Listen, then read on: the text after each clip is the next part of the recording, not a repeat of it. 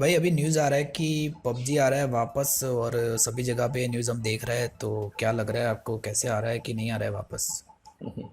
भाई मैं ना बोलूँ ना, जिस तरह से जो पबजी बैन हुआ था, गवर्नमेंट ने पबजी के साथ 117 ऐप को भी, चाइनीज़ ऐप को बैन कर रखा था, जिस तरह से कि मतलब कि ये जो हमारा डेटा है वो इलीगल वे में फॉरेन कंट्री के ऊपर भेज रहे हैं। तो वहाँ पर जो बैन हुआ था तभी से लेकर पबजी के बारे में अलग अलग बातें निकल के आ रही कि पबजी ये कंपनी के साथ टाई अप करने वाला है। फिर ऐसा भी आया कि बीच में कि जो पबजी है वो टेंसेंट जो कि चाइनीज़ कंपनी है उसके साथ कोलैबोरेशन तोड़ के इंडिया में सिर्फ पबजी कॉरपोरेशन की ओर से भी रिलीज़ करेगा। तो इस तरह से अलग अलग बातें आ रही थी भाई। तो अभी एक और नई बात आ रही है कि अभी बात चल रही है एयरटेल के साथ पबजी की, कि एयरटेल के साथ वो बात की कर रहे हैं और उसके साथ बात करके वो अभी ना लॉन्च करने की कोशिश कर रहे हैं इंडिया में। तो एक तरह से अभी वो जुगाड़ लगा रही है भाई, एक तरह से इंडिया में फिर से लॉन्च होने की, क्योंकि आप सभी को पता है कि इंडिया में काफ़ी ज़्यादा पबजी यूज़र है। सबसे ज़्यादा मैं कहूँगा सबसे ज़्यादा पबजी यूज़र इंडिया में है उसके। और काफ़ी ज़्यादा नुकसान उठाना पड़ रहा है पबजी कॉरपोरेशन को, जिस तरह से बैन किया हुआ है गवर्नमेंट ऑफ इंडिया ने पबजी को।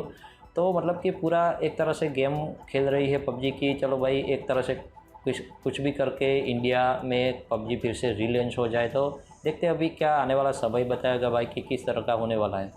हाँ भाई, बीच में ये भी आया था कि जियो जो है वो भी ले रहा है पबजी को। फिर हम्म। जियो के बाद अभी एयरटेल का भी आ रहा है। तो क्या हो रहा है फाइनल अभी? जो फाइनल होगा तो पता चलेगा। काफ़ी तो मतलब लोगों ने तो न्यूज़ में भी और सब ये भी आ गया कि पबजी वापस आ ही रहा है, अभी फाइनल हो गया है।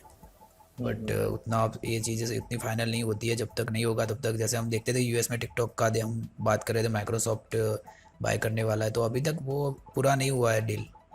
तो ऐसे ही मतलब, क्योंकि रेवेन्यू क्या, किस तरह से रेवेन्यू मॉडल काम करेंगे वो सब, वो उनको सोचना पड़ेगा। सर्वर लोकेशन जो है वो चाइना नहीं होना चाहिए, वो भी एक रहेगा।